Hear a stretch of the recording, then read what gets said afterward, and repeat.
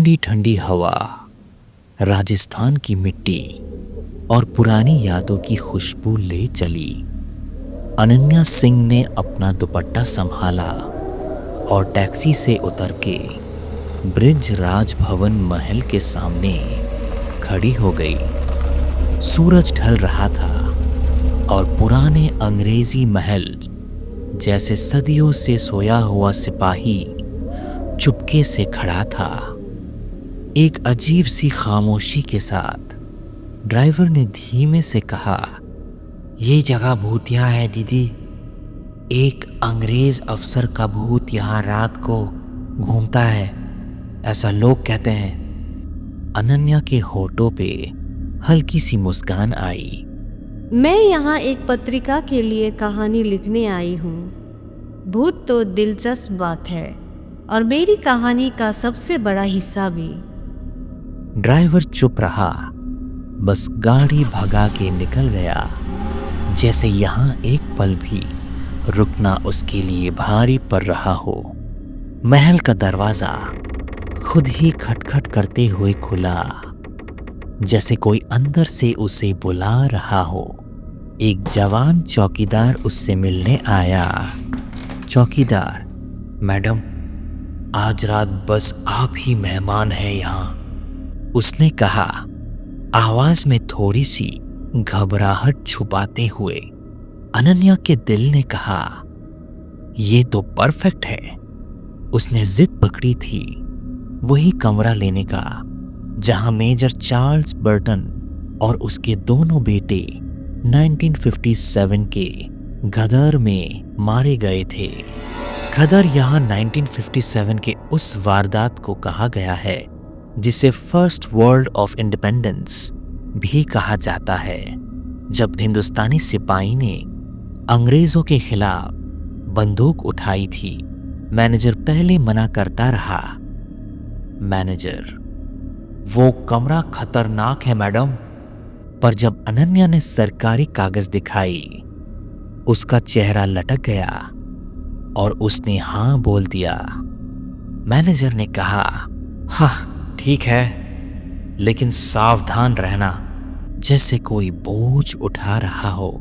कमरा देख के अनन्या का दिल धड़क उठा। पुरानी कुर्सियां, एक खराब सा पलंग और एक झूमर जो शायद कभी साफ ना हुआ हो, छत से लटक रहा था। दीवार पे एक पेंटिंग थी, अंग्रेज अफसर दरबार में बैठा, लेकिन आंखें ऐसी कि जैसे दिल तक उतर जाती है। कमरा सिर्फ खाली नहीं था, उसमें एक वजन था, एक सिहरन जो रूह को छू जाती थी। अनन्या ने अपनी लिखने का सामान, रिकॉर्डर, कैमरा सब निकाल रखा।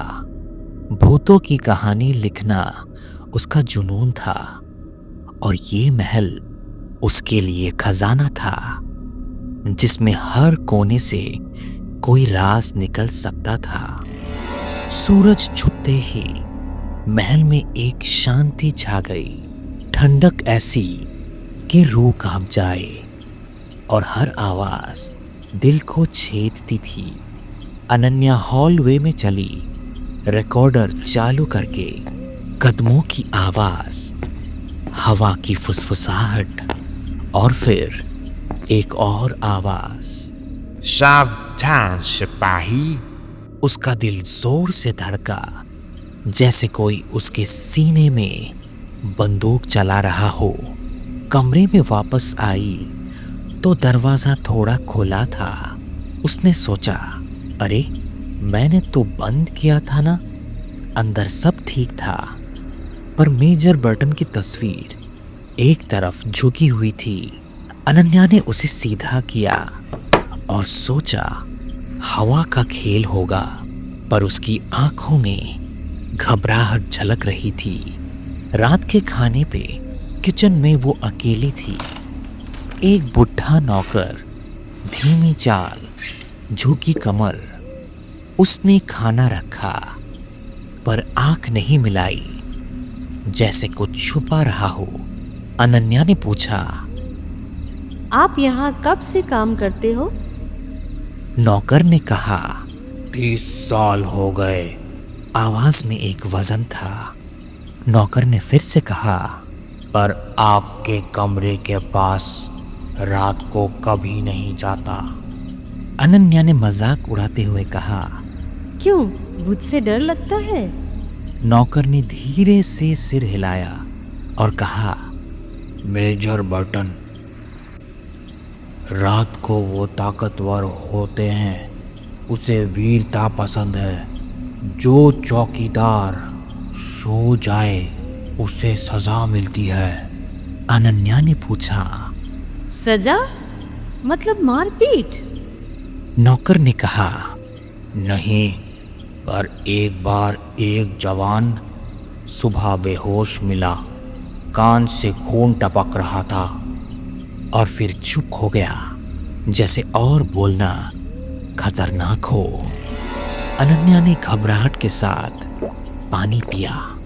ये वही कहानी थी जो उसने नेट पे पढ़ी थी, पर सुन के दिल अब भी डर गया। रात को जब सब सोए हुए थे, अनन्या ने कैमरा निकाला और तस्वीर देखने लगी। एक तस्वीर में ये क्या? अनन्या ने मन ही मन सोचा। पीछे एक लाल सी शक्ल मिरर में उसके ठीक पीछे खड़ी। उसने तस्वीर जूम किया। लाल यूनिफॉर्म, एक धुंधला सा चेहरा, मेजर बर्टन। उसका चेहरा सफेद पड़ा था। उसने डर के मारे हंस दिया और कहा, ये तो कमाल का मटेरियल है। वो खुद को संभाल रही थी, पर डर उसके चेहरे पे लिखा था। सोना तो नामुमकिन था। आधी रात को ठक ठक ठक दरवाजे पे 3 ठोकरे। अनन्या ने डर के मारे चीख दिया।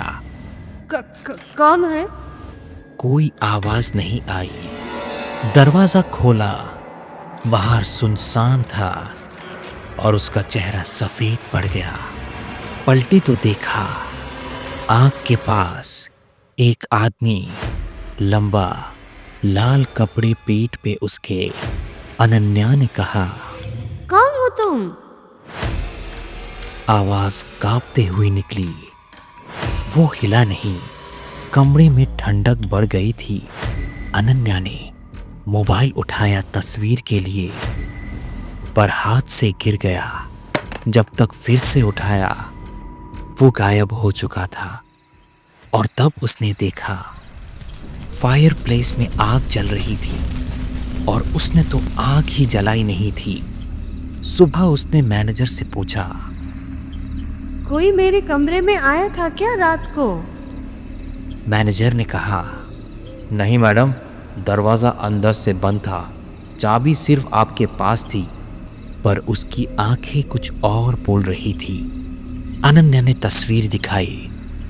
मैनेजर का चेहरा एकदम सफ़ेद हो गया और कहा, आज मत रुकिए मैडम, आज 15 दिसंबर है। अनन्या का गला सूख गया। अनन्या ने कहा, ये तो वही दिन। उसने ये धीमे से कहा। मैनेजर ने पूरी बात नहीं की और कहा, जब मेजर बर्टन यहाँ मारे गए थे, और फिर चुप हो गया। फिर भी अनन्या रुकी। कहानी के लिए उसके दिल में आग थी। शायद ये उसकी जिद थी, या शायद कुछ और उसे रोक रहा था। उस रात उसने कैमरा सेट किया, बेड पे लेटी और आंख लग गई। कमरा शांत था, पर शांति के पीछे कुछ छुपा था। रात के 2:30 बजे दरवाज़ा खुला। कैमरा ने लाल पोशाक में एक आदमी को पकड़ा। वो बेड के पास आया, झुका और कुछ बोला। तुम यहाँ क्यों हो? आवाज साफ थी, पर दिल को छू गई थी। रिकॉर्डर खुद चालू हो गया और रिकॉर्ड किया। मुझे यहाँ मारा, मेरी बेटी चीखती रही, आवाज में दर्द था, गुस्सा था। अनन्या पीछे हटी।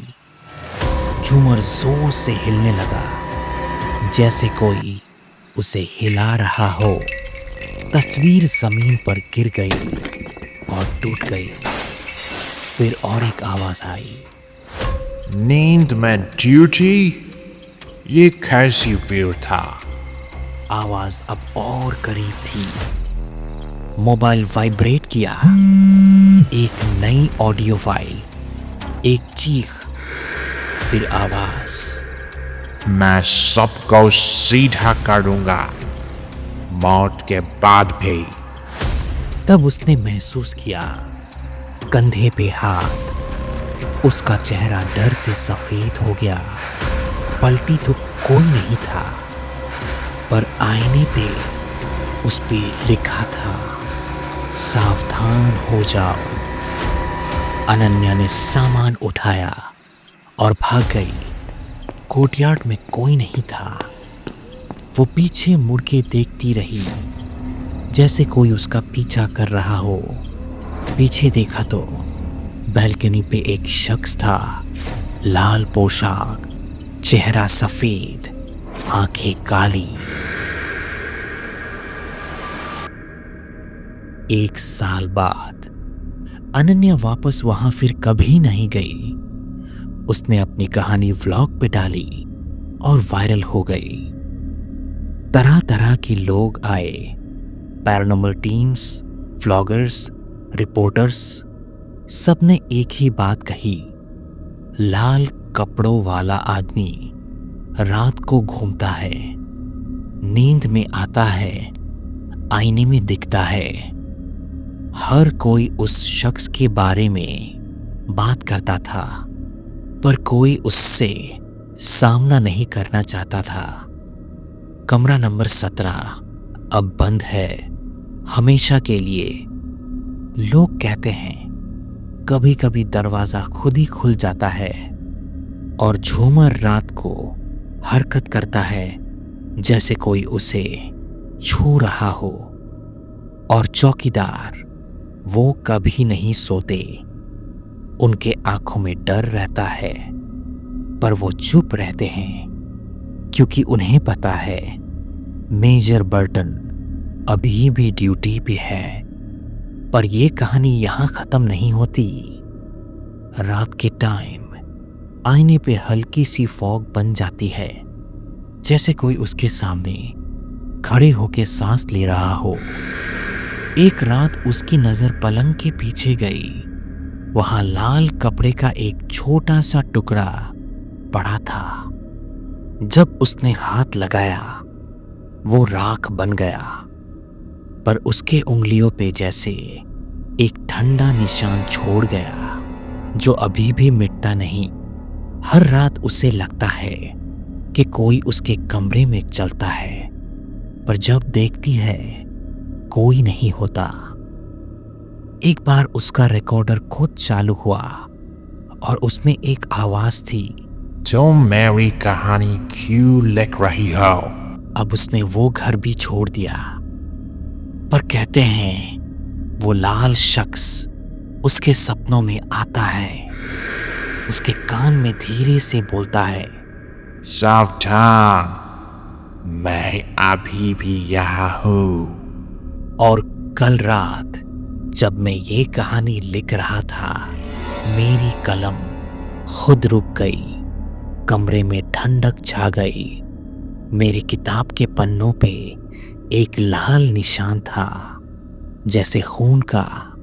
आईने में एक पल के लिए मैंने एक शख्स देखा, लाल पोशाक, सफेद चेहरा और आंखें जो मुझे घूर रही थी।